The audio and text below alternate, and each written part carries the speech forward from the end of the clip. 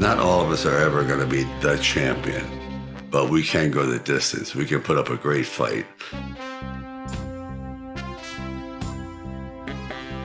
Nothing's braver than knowing you're going to lose. You're going to take a beating. You're done. But if you stood up to this class bully, he did something that no one else had the guts to do. You want to leave some footprints, on the canvas of life. And they don't have to be big ones. Everyone doesn't have to be a world champion. It's just the fact that you gave it your best. Because that's the Rocky philosophy. He never expected to be a champion. He just wanted to go the distance and have a little dignity. And that's pretty much the ongoing theme. They come into you through millions of years of instinctual development, culturally, spiritually, in actual genetic development. They know how to push the maternal button. I don't give it how tough you are. We all need it. To be a great man, you need to be nurtured in the proper way, reinforced, pushed, validated, loved, and also reprimanded when you're not doing what you should do. God is a very, very strong element, a cohesive element. But there's always a but. You ever try praying to yourself? Put yourself in abeyance, not in the mirror, but go, okay, this is what I want. You can call it positive reinforcement. There's so many different terminologies for that, but actually look at you, request something. When you're in fear of something, I pray to you not to be afraid. I pray for you to be successful. I pray for you to have proper knowledge and sympathy for the planet in general.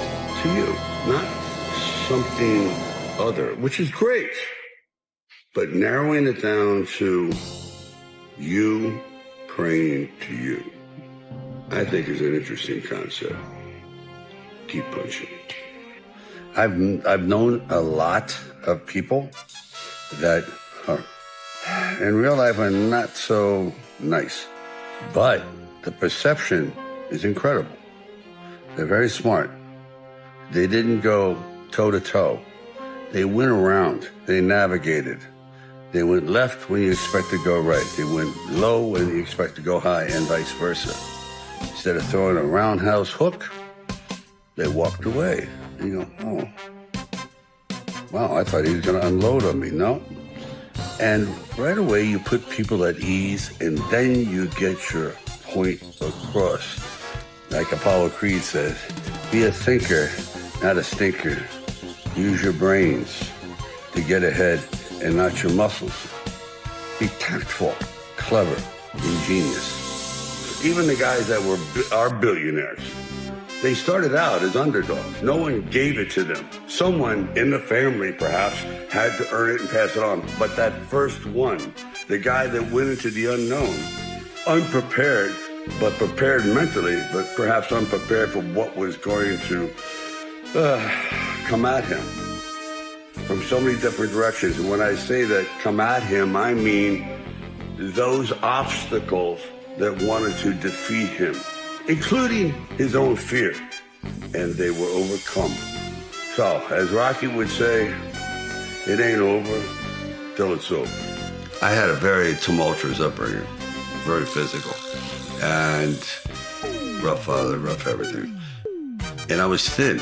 I just was not genetically, what do you say, a mesomorph. I was an ectomorph. Yeah. Thing. And I went to see a film one day, and it altered my life completely. It was Steve Reeves in Hercules Unchained. And when he struck that pose, I had an epiphany. I went, that's who I want to be. That's a man. That's, oh my God. And I ran out of the theater after that and went to a junkyard and started lifting little brake drums or anything that I could lift. It was like 30 pounds, whatever. And I never stopped. And I did build on armor. It was like, I felt I could really take care of myself. I could inflict punishment rather than take punishment. And I never stopped. But I always felt that a lot of guys, it's a lot of action guys, have no heart. And you can see in their films, all they do is kick ass. They never get hurt, ever. Not a bloody nose. And that's not real. The audience can't relate to that. Everybody gets hurt. Either metaphorically, symbolically, or physically, they get hurt. And you root for that person who gets hurt. Get up! Because we all get knocked down. And that's just a credo I've followed my whole life. That he's not a pillar of strength. He's a pillar of dominoes. It's just, I was broke. I mean, seriously, done. But it depends how well you know yourself. I knew my personality that if I sold it, that was probably $1 million plus by today's dollars, a millionaire. And someone else did it, and it was successful. I would have never forgiven myself. I would have been a broken, embittered man for the rest of my life.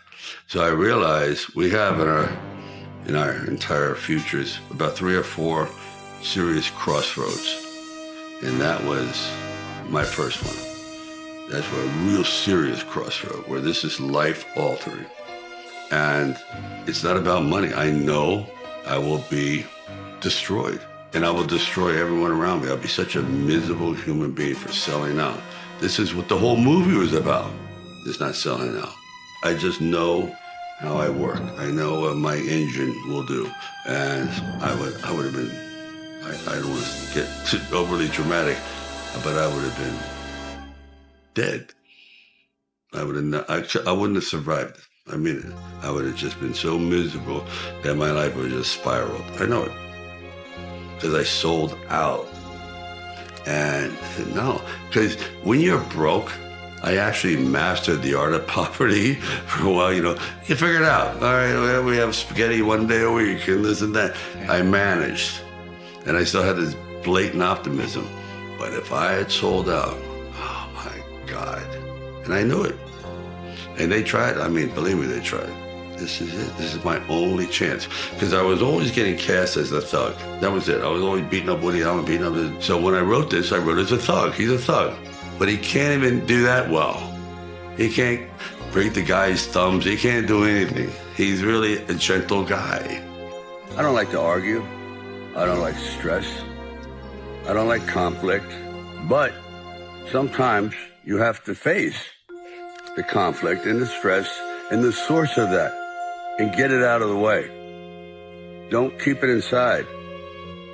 Somehow you have to purge yourself of this thing that's eating you alive. But sometimes you just have to offend someone who's offending you.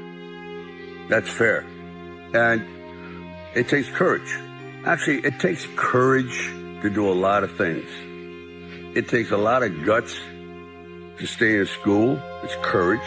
It takes courage to get up every morning and bravery and pushing yourself when you don't want to go to work, to supply food for yourself and your family.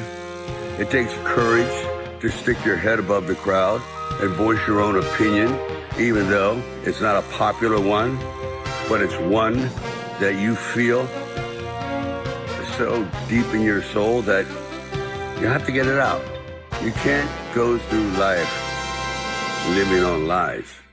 Quite often, you just have to stand up and grab life by the throat and not let go until you succeed. Courage. You all have it.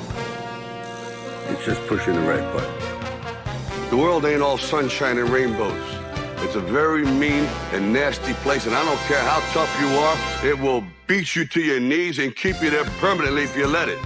You, me, or nobody is gonna hit as hard as life. But it ain't about how hard you hit. It's about how hard you can get hit and keep moving forward. How much you can take and keep moving forward. That's how winning is done. Now, if you know what you're worth, now go out and get what you're worth. But you gotta be willing to take the hits and not pointing fingers saying you ain't where you wanna be because of him or her or anybody.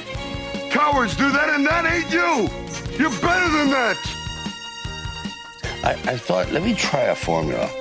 Imagine if you, this is what you do, You woke up, you're now a gangster. Yeah. You're in this world, but you decide you're your same personality. You're not going to all of a sudden be the gangster guy with the dead eyes, or, you know, everyone's posing and being tough and that kind of thing. No, you're charming, you're outgoing, you're exactly the same you are until somebody crosses that line and disrespects you, and then you're back to yourself again. So I thought, why don't I just be me? You know what I mean? Try to be that. So, and which is the hardest thing to do in acting, is to actually be yourself. Right.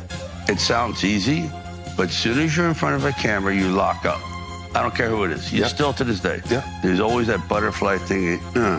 And it takes years of learning how to, as you know, to calm down in front of the camera, where you can sit there and scratch yourself. I don't always feel like, what do I do with my hands? That kind of thing.